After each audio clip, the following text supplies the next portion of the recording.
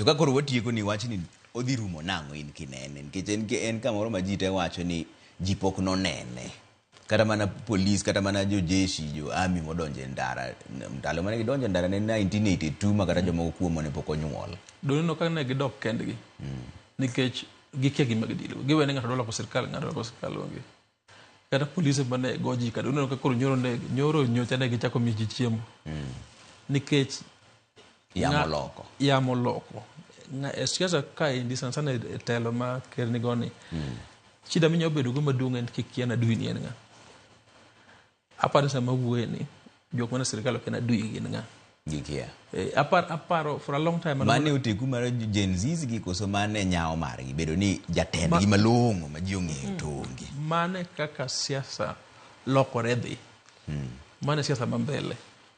ma ok bi kono ji ni an jarangwe nyaku yera jadala wajagem kura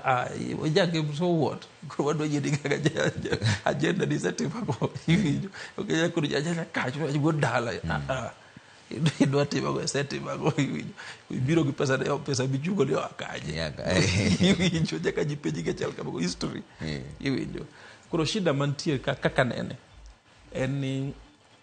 ker poko ofwenyo nitiere yamo mopogore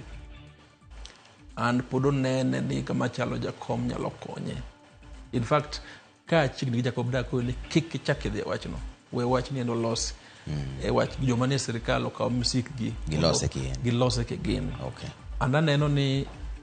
kopo nege ogitang to ma gima kisungu new normal en ni jogi ok dhi we wach ni and give the endelea mabangi gachiel kata jo bunge gini kata ministers gini krubu ni magidhi onge ma sirkal be dysfunctional okay kuro gima ker nyaka tim wi jogi mane kikipare jogi goyi ni ng'ato jarabuon ng'ato ja moloya ng'ato ja thuru nikech joma ng'eny joma be go ko be ja thuru gi be gin jo Kalenjin ng'ato ja lugo kikidonje okay ng'i shida kan ni chiko youths gik moko migi ka ok nyal miyogi to bed piny explain naneno ko temo explain e mbui to ne puro biro ga duon matek ma kawaida cha ndo weni ne rally iwinjo kane chiko jini